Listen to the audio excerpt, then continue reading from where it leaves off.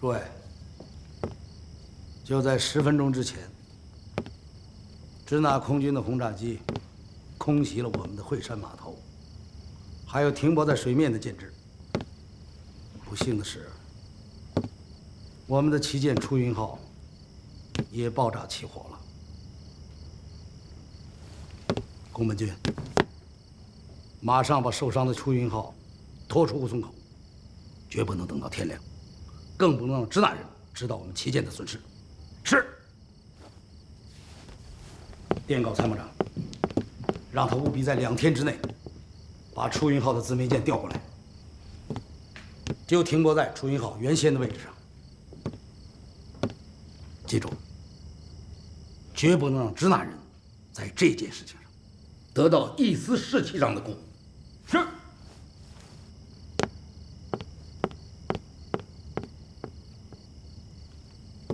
大佐，现在我们俩来谈一谈你的那个恐怖轰炸计划。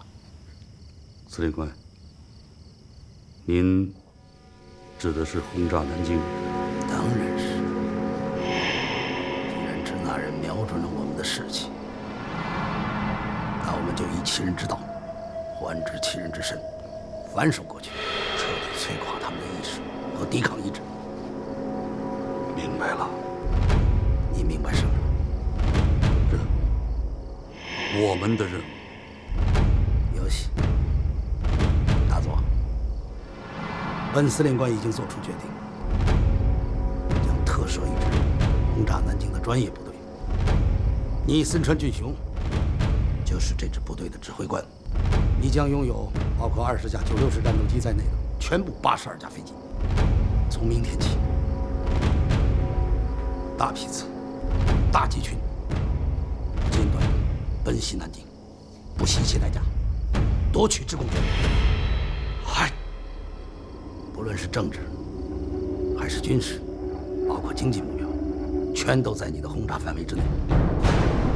你可以毫无顾忌的选择，或者完全不用选择。但轰炸的目的只有一个：使其发抖，让他们恐惧，让支那人跪下来，求我们谈判。再不要做任何无谓的抵抗。嗨！马上起草一份外交声明，送到上海各国领事馆，让他们自己转交给在南京的大使馆，明确地告诉他们我们的轰炸时间，让他们迅速撤离在南京的本国公民，包括停泊在下关码头的所有舰船。不听劝告，那么造成的一切经济生命损失，大日本帝国将概不负责。嗨！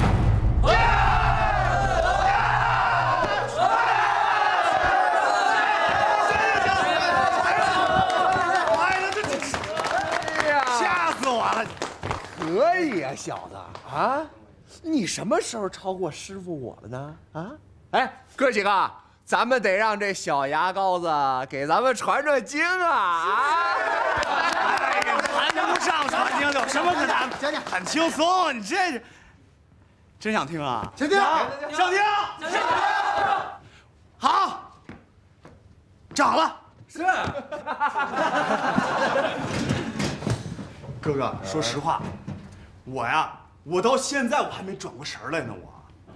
我当时我记得我瞄的是码头，哎，偏偏我左翼上那个挂弹啊走了板，足足得差出几百米呢。我就想得跑了1/3，可没想到啊，那颗弹跟长了眼似的，哪儿都不去，就跟小骚公鸡看着母鸡似的，一扇腿儿，嗖就进了那烟囱里了，炸了他的锅炉，就把弹药仓给引爆了。那个场面，壮观呐，解恨呐！当时我就想，我得写信回家问问这我们家祖坟上有没有冒青烟。你小子就是运气好。没错，对，运气好不好啊？是不是？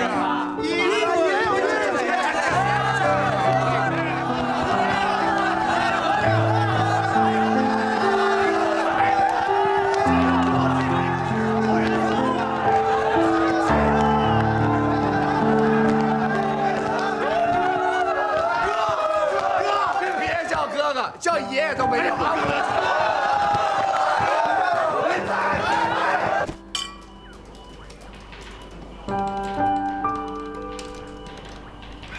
老兄，咱们应该给伟作好好写份报告，让老头子开心开心。哎，这个报告你看这么写合适吗？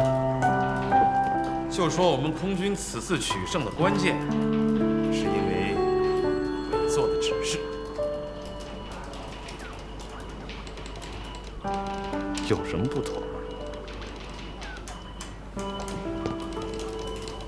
司令，上有好者，下必其焉。老头子对下作战的干预，已经是让你我不堪重负。如果我们一味地夸张决策的结果，势必会导致老头子对他那一套坚定不移，而且会成倍加重。其实，这种只占便宜不吃亏的事情，是800年也遇不上一次。有道理。还是你毛兄这块姜老辣啊！这个夜袭的办法，也只能是偶尔用之。中国有句古话，叫做“得意不可再有”。一旦日本人要警觉起来，是啊，日本人对战争反应的速度奇快，凡是我们出过的牌，他们总能找到新的应对方式。哦，来司令。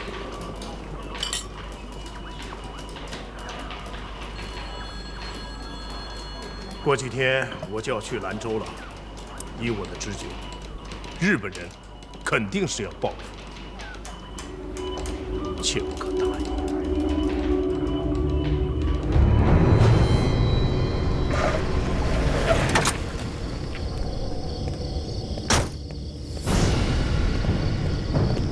你是谁？有什么事情？我是日本国外交信使，有一件紧急公文，请立刻转交给你们的总领事。知道了，明天一早我会转交给他。还是请他现在就看，非常重要，关系到贵国在南京使馆人员的安全。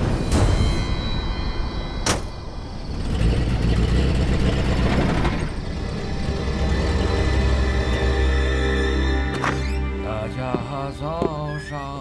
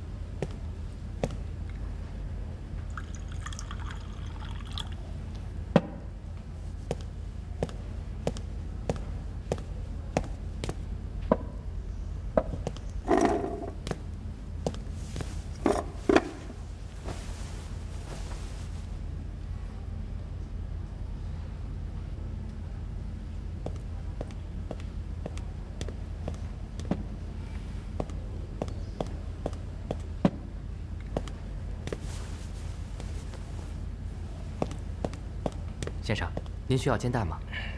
好啊，单面还是双面的？单面的。好的。怎么这里空空的？其他人都去哪里了？您没听说吗？听说什么？哦，日本人给各国使馆发了通知，说是今天要全天轰炸南京。报告一下96舰站现在的位置。报告司令官，96新型战斗机第1编队已经通过支那空军的巨龙防线，4架企图拦截我编队的支那空军飞机被我军全部击落。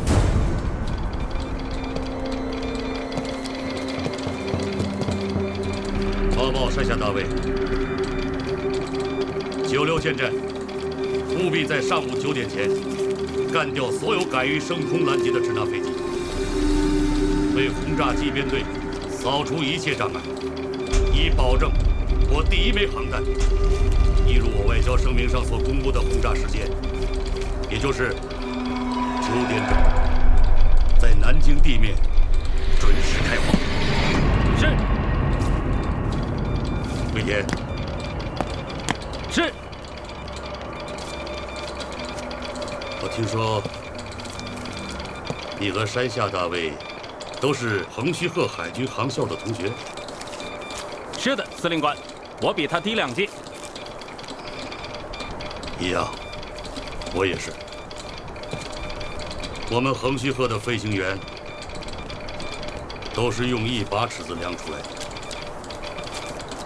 我听说，从你们那届开始，学员们都爱在整个战斗过程当中，让座舱里的无线电播放日本海军进行曲。是的，司令官，每所学校都应该有自己独特的传统。可惜啊，我们那个时候飞机上没有这种设备。你现在就通知随军广播，让他们在公开的频段播放日本海军进行曲。是。我要让今天成为日本海军的盛大节日。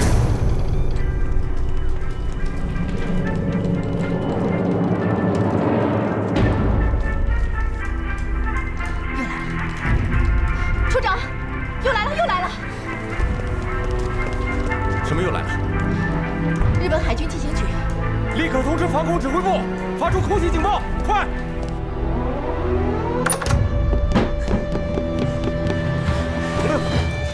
对不起，先生，对不起。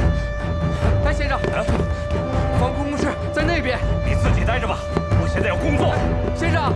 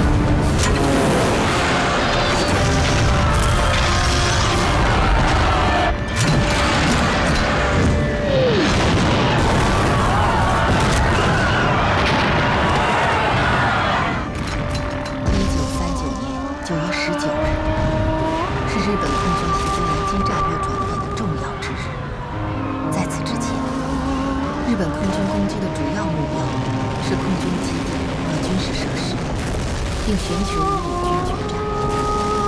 而在19日的空袭中，日寇一次出动飞机77架，攻击的目标是广播电台、通讯社、电灯公司、自来水公司、市卫生局、医院以及人员稠密的城南地区。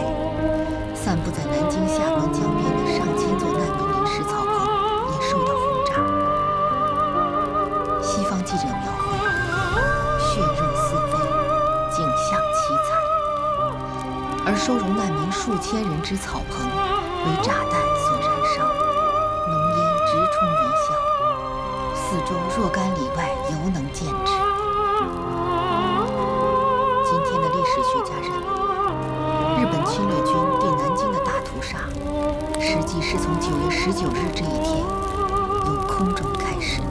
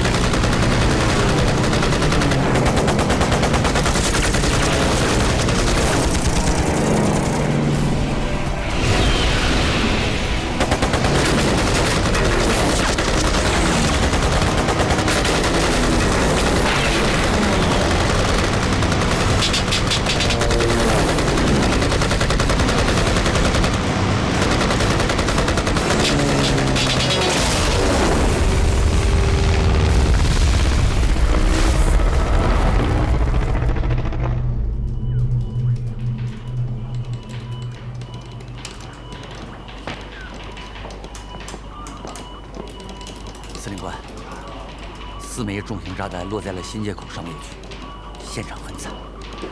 监察院办公大楼中弹着火，中央军校也有落弹，所幸未做官邸不养。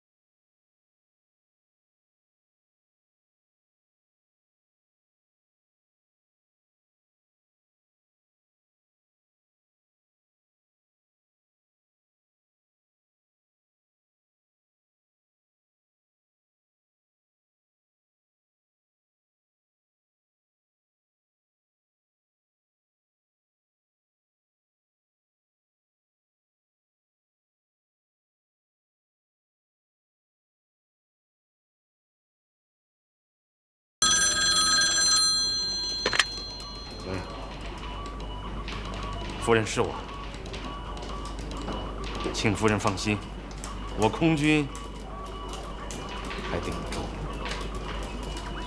是的，我们还保存了一部分实力。是夫人，我一定转达到我们的飞行员。夫人，我们对您有一个小小的请求。听侍从室钱主任说，在敌机轰炸最猛烈的时候，您居然带着孩子在街上统计敌机的架数。在这种情况下，请您进入防空工事，把这样的工作交给我们的防空部队来完成。是夫人，知道了。请夫人转告委座，我们能顶得住。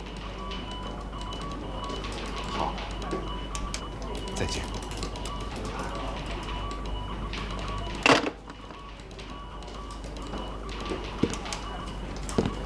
夫人来电话，要我们的飞行员从现在开始不要住宿在机场。他已经联系好了紫金山图书馆，让他们住在那里。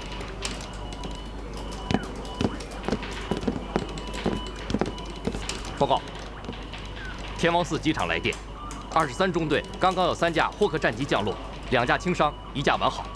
哦，23中队有进步。司令官，坠落的8架飞机中，有1架是全金属单翼战机，落地后炸成碎片。该机是96式新型战斗机。把所有的金属碎片都给我捡回来，此事要弄实。看到东西之后，我们再说话。是。司令部。好，好。有什么话请说。司令官，刘长岭中队长刚刚来电报告，他确实看到了1架96式触底爆炸。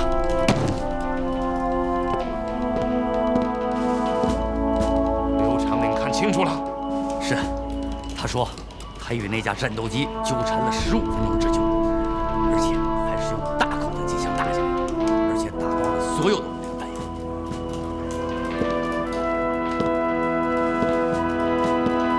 长岭，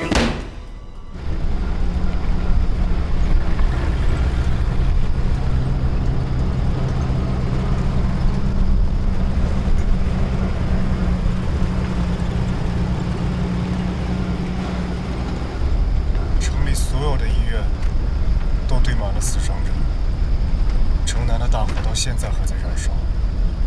丧心病狂的日本鬼子！这样的画面我早就见过，可是有件事情我不明白：你们的学校为什么还在上课？一颗炸弹在学校的礼堂内爆炸了，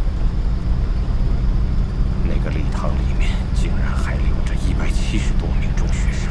少校，普通的中国人很难了解到，一颗小小的钢铁玩意儿怎么会有那么大的力量？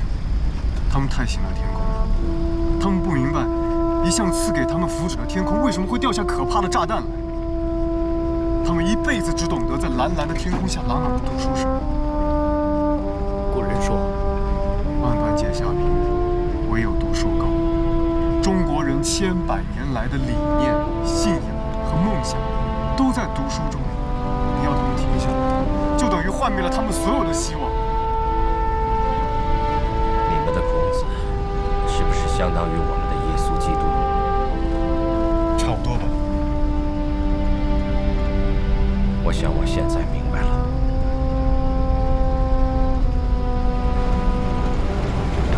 怎么从这儿走？难道飞行员换地方了吗？对。太让人沮丧了，小鬼子太快了，一眨眼就从后面追上来了。光快有个屁用啊！咱刘爷使这老掉牙的，不照样揍下他？还是功夫不够。你这话我不爱听。咱们有几个刘爷？500年才出这么一个。是，刘爷是厉害，放在冷兵器时代，那可以敌万人。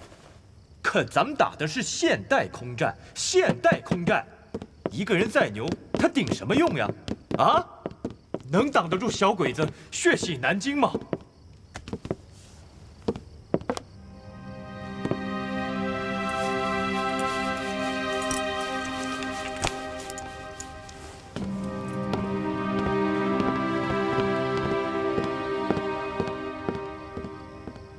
各位，我请你们不要这么丧气，这不是你们的错。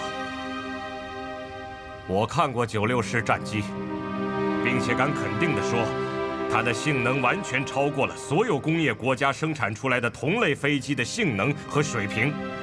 你们能与如此强大之敌毫无惧色地拼杀，并且活下来，已经很了不起了。请别安慰我们，少校。你还不如骂我们一顿，或许会更舒服一些。翟公子，跟着美国人废什么话？炸的又不是他的国家，他是来赚美金的。兄弟，别这么说，别说他是你们的长官了，就算他是一名普通的美国人，你这样说也过分了。夫人到，立正。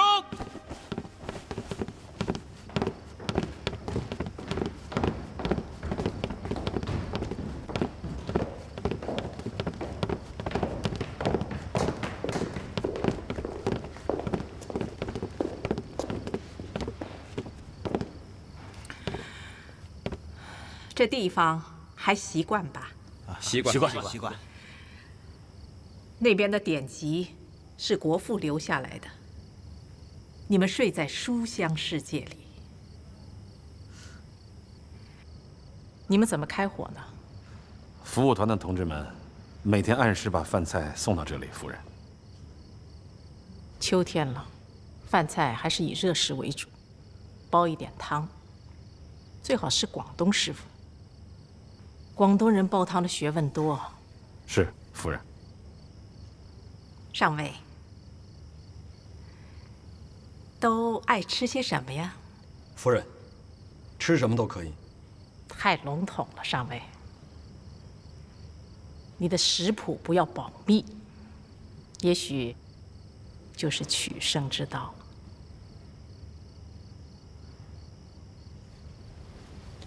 上校。都看到那些书了没有？这里的馆藏都是中华文化最经典的部分，所以我们就把它藏在了最安全的地方。日本人是尽了全力，企图征服我祖宗创立的整个国家，企图毁灭我们历代遗传下来的文化，使我们的同胞成为他们的奴隶。他们以为这样狂轰滥炸就可以使我们投降。可是上校，你可以到那儿去翻翻那些典籍，我们的祖训从没有投降一词。相反的词汇倒是有，那就是乘人取义。我相信，没有这一词，能深深铭刻在我中华每一个国民的心中。夫人，老实说，我已经感受到了你们国家文化的凝聚力量。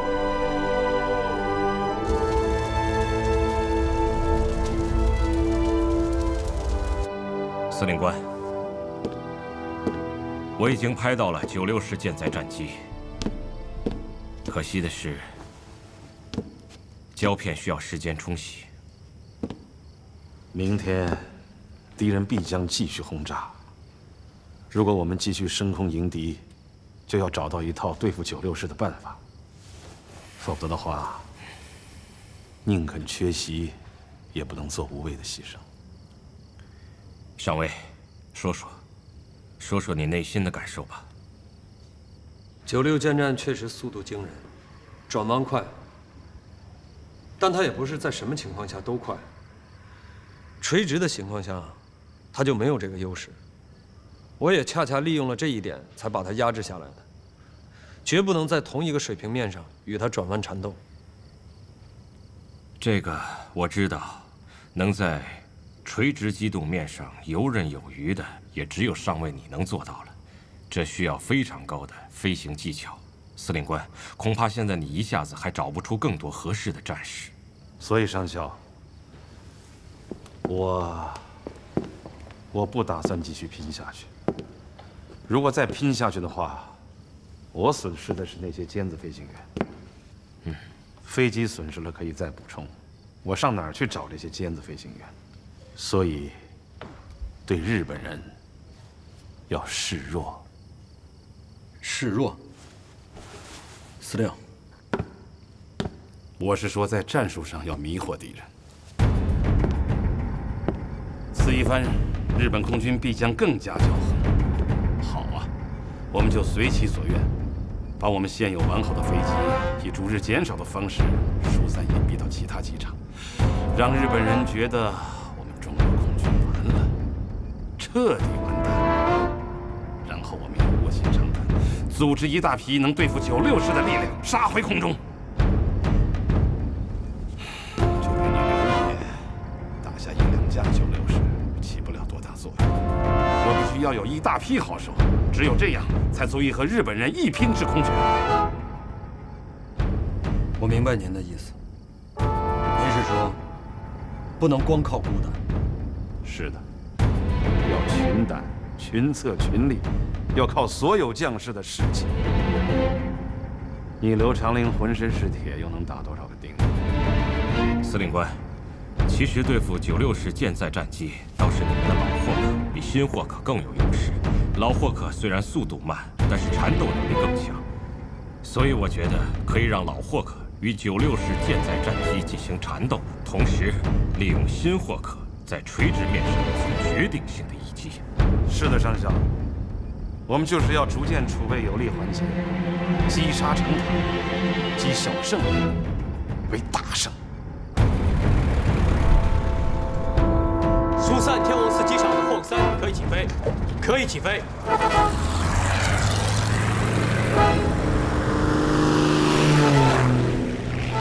前往芜湖机场的诺斯路开车，5分钟后可以滑行至起飞线处等候。钟旅长，你就别让我疏散了，让我和你一块留下来值班行刑。你放心，我肯定卖力，至少给你打出个少校出来。你还别不信，谁要是不让你升官，我翟刚绝不下火线。行了，别废话了啊！让你疏散就赶紧的听命令。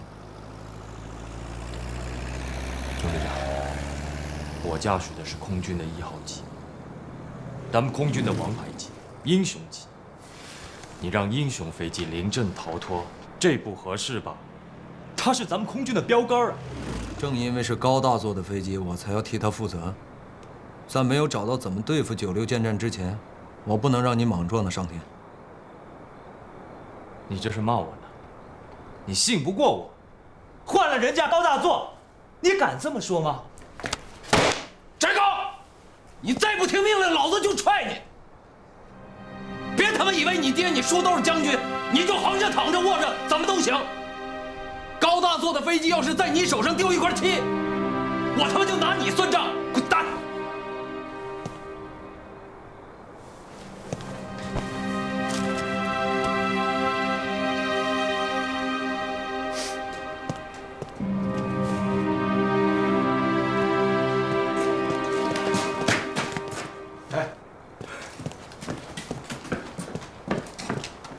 干什么呀？自家兄弟发这么大火，吃饭啊！不听招呼，不听招呼行吗？谁他妈再给老子撂蹶子，老子就揍他！妈的，鬼子都敢揍我，还怕他？哎呀，都是这96师闹的。这么大个机场，就剩2个值班的飞机。就是嘛。想打96师就得熬火候，火候不到你拼也白拼。那也别发这么大火。孟子曾经说过，孟子行了，你别孔子孟子的了。哎，杭州那边马上要过来2个飞机，我估计2个教官可能没吃晚饭呢，你帮我招呼一下。我这正上火呢，我就不陪了，回头别让人多想。哼，放心吧，打球照相、吹拉弹唱、迎来送往、布置会场，那是我的长项。门口我那个车里边想要什么都有。行，有人要问起来，你就说我在修理厂呢。哎，这。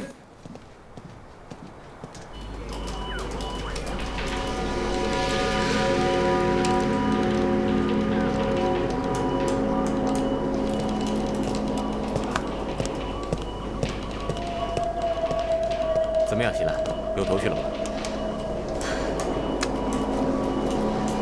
找不到一点缝隙。日军所有的航空部队用的全是新型密码，而且通信非常的活跃。你就是毫无办法，愁死我！哎，还真是一把钥匙开一把锁，没有密码，你就真奈何不了小鬼子。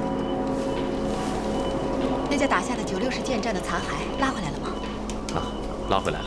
碎得满山坡都是，好不容易才凑出形来。找到机载电台了吗？哼，还电台呢，能凑齐形就不错了。哎，既然沾不上光，就只有靠笨办法了。司令刚刚来了命令，为了配合飞行部队对付96师，要求咱们情报部门必须弄清每一架来袭敌机的行踪。既然机器不行，咱们就用肉眼。目前，京沪杭3角地区。咱们一下子又增加了5000人手。司令说了，就是一群苍蝇飞过来，你也要给我数出数来。这样一来，情报电话总机那边咱们人手就不够了。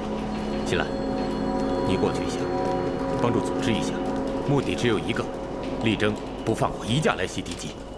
好，我这就过去。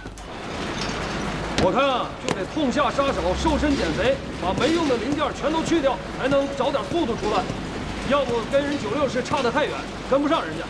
嗨，你说的容易，人家大老美设计时每一样都派得上用场，都有用，没有没用的。这个整流罩去掉，也就是光膀子。哎，这倒能增加5英里速度啊！炸弹架、副油箱都拆了，还能增加25英里。咱们不是白天作战吗？落地灯也拆了，这样又增加5英里。哎，老李，现在就拆。你说行不用，你得拿航站站长的单子来，这是商场，没单子啊，谁敢擅自拆呀？拆完了，我老李得上军事法庭的。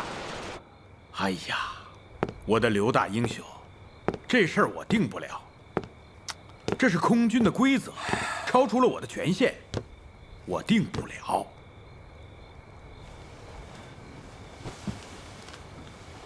老潘，你给我来这套是不是？你在陆军、空军都干过，论打仗你可是老资格了。你身上的弹片加起来得有半斤多重吧？你跟我说说打仗是什么规则？打胜仗就是规则，你打不了胜仗那都是狗屁。常良，老资格有什么用啊？啊，做步兵那不是吹，我在冯老总手下，那也是从死人堆里爬出来的。这不是我的匣子枪，这是飞机，多少万美金买来的，浑身洋马子，多少学问在里面。哎，就跟人似的，割掉了你的鼻子和耳朵，你是照样能跑，可我能下得了这个刀吗？你就说你答不答应了？这不是答应不答应的事，你呀，得找能答应的人去说。谁呀？给司令官打电话，他批准，你拆哪儿都行。我帮你打，我打行吗？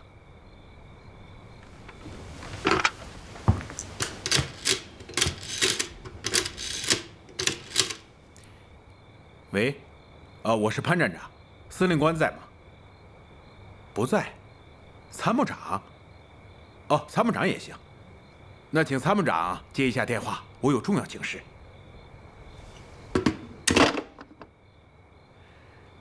你都听见了吧？我是软话说尽，可行前纸也没人敢拍这个板。仗都打到这个份儿上，还他妈衙门主义？这是空军的规则，谁敢拿自己的脑袋往南墙上撞啊？不，那咱还打什么仗啊？咱就别打了呗。讲什么规则呀？小鬼子跟你讲规则吗？常良，你真想拿掉那些零碎？这不是我想拿，这是小鬼子96师逼得咱们不得不动脑筋想办法。咱装备已经不如人家了，你速度再不如人家，你说咱还有救吗？那拿掉了，真能管用？我这么跟你说吧，你知道为什么他能把咱们半个南京炸得血淋淋吗？就是因为96师的速度。咱霍克3就是把这些零碎都拿掉了，咱速度还比人晚半拍呢。可我刘长岭，我愿意拿我自己的命去赌。老板，只要我这次成功了，所有的霍克3都照这么改。这样的话，咱还能跟小鬼子有一拼。汉子，你刘长岭真是条汉子。这么着，我跟侍从室的总机班长很熟，我帮你叫通夫人的电话，你跟他说说，空军的事，夫人一句话准摆平。你这么晚了，夫人肯定睡了。人命关天的事儿，打鬼子的事儿，还管那些啊？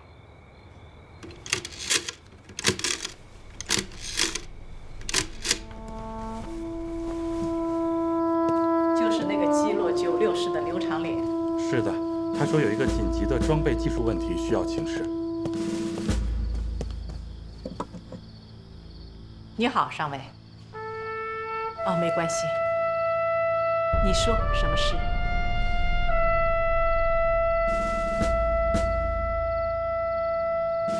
我听明白了，你是要拆除飞机上多余的功能，突出它的防卫性能。那你有把握吗？我指的是你的飞行安全。